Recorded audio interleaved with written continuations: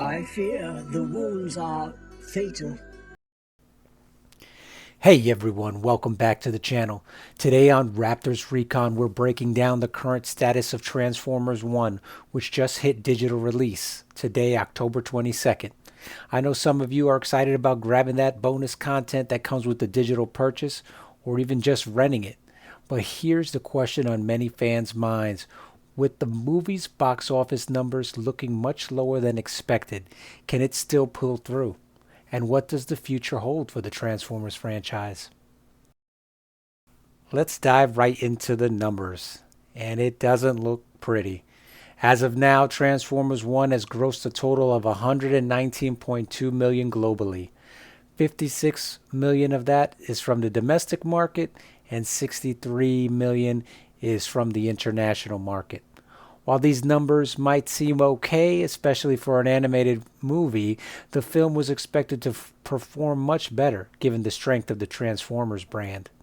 Transformers 1 had a budget of 75 million for production, but if you factor in marketing and promotional costs, like I said in a previous video, this movie needs to bring in around 150 to 200 million or so just to break even.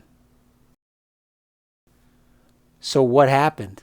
The story is great. The action is on point. The music is solid. Why hasn't it hit the mark yet? Well, there are a few reasons why Transformers 1 underperformed at the box office, and we'll go over a few of them here. Number one, the marketing misfire. I mean, my gosh, that marketing team, they need to be fired or put on a different assignment because what they did to Transformers 1 just killed it. Take a look at that first trailer. Yeah, the marketing campaign decided, in their wisdom, to target the younger audience, which is great to build I guess, a base for the future. But when they did that, they also kind of disenfranchised the normies and more adult viewers. What they should have done was show the audience that even though this has a very youthful look to it, that the story was serious because it was. This is something that could appeal and would appeal to adults, and that there was action. This was not just a comedy slash kids movie. So market confusion led to stiff competition. That strong competition beating it out at the box office.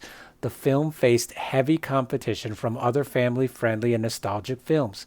You had Beetlejuice 2, which captured a lot of the nostalgia attention during Transformers 1's opening weekend. Then you had Wild Robot, which focused primarily on the family friendly audience, hitting the family with the feels. It was one of those tear-jerker, happy, draw you in films. So it fit that niche. So Transformers 1 basically, which was both family friendly and nostalgic, basically that hybrid didn't work out because it was marketed as a kids film. So it basically failed on both ends. Then you have the dreaded franchise fatigue.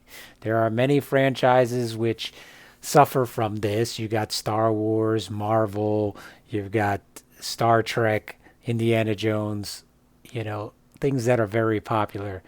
Transformers itself, huge popularity for 40 years. It's the 40-year anniversary this year. However, I believe that the live action movies have been such a roller coaster when it comes to quality of content between good and poor showings that you never know what to expect. Michael Bay has been both a blessing and a curse to this franchise. It's like just when I feel things are getting on the right track, I felt that way with the heartfelt Bumblebee movie. Then Rise of the Beast comes out, and I'm all excited and ready to go and see this thing, and it puts the Bay level of nonsense back front and center. And if you're wondering what I mean by the Bay level of nonsense, just take a look at what they did to Wheeljack. I mean, look at this. I mean, seriously, this is what they're going to do with that? It's ridiculous. So you got this up and down between the different iterations of the Transformers movies. You had a really good Bumblebee movie. So what happens? Rise of the Beast gets some success from it because people are like, "Ooh, we're looking forward to this." But then Rise of the Beast sucks, and then well, who pays for it? Transformers 1. So it is this cycle that just is perpetually plaguing the Transformers uh, series of movies.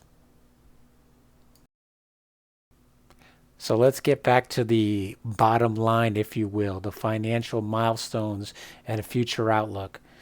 In order to break even, Transformers 1 needs to bring in at least 30 to 80 million dollars more in combined box office, digital sales, toy sales, and physical media. The good news, the digital release, which just dropped, can be a significant boost. With the holiday season approaching and the physical DVD release on December 17th, this is prime time for families to revisit the movie at home. The bonus content for those purchasing the digital version could also incentivize purchases, and Transformers 1 toys are already on the market. However, it's not just about the short term. For many fans, the hope is to see a sequel.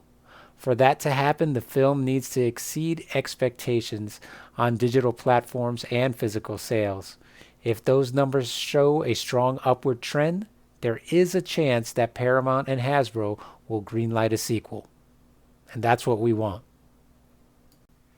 So, all in all, Transformers 1 may not have had the explosive box office run that a lot of us had hoped for. It's a real shame. I mean, it's a real shame because this movie is good. I enjoyed everything about this movie with minor critiques here and there. It's just a good movie. And yet, it's failing at the box office. We have to be honest about that. It is not reaching the marks that it needs to hit.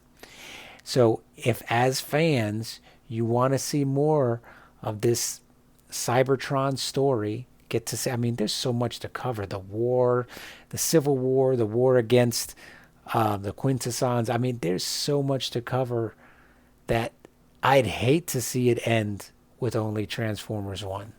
But in order for that to happen, fans, you gotta speak with your pocketbook. You gotta put your money where your mouth is. So if you're a Transformers fan, now is the time to rally and support the movie. Grab that digital release, pick up the physical copy when it drops in December, buy some toys for Christmas.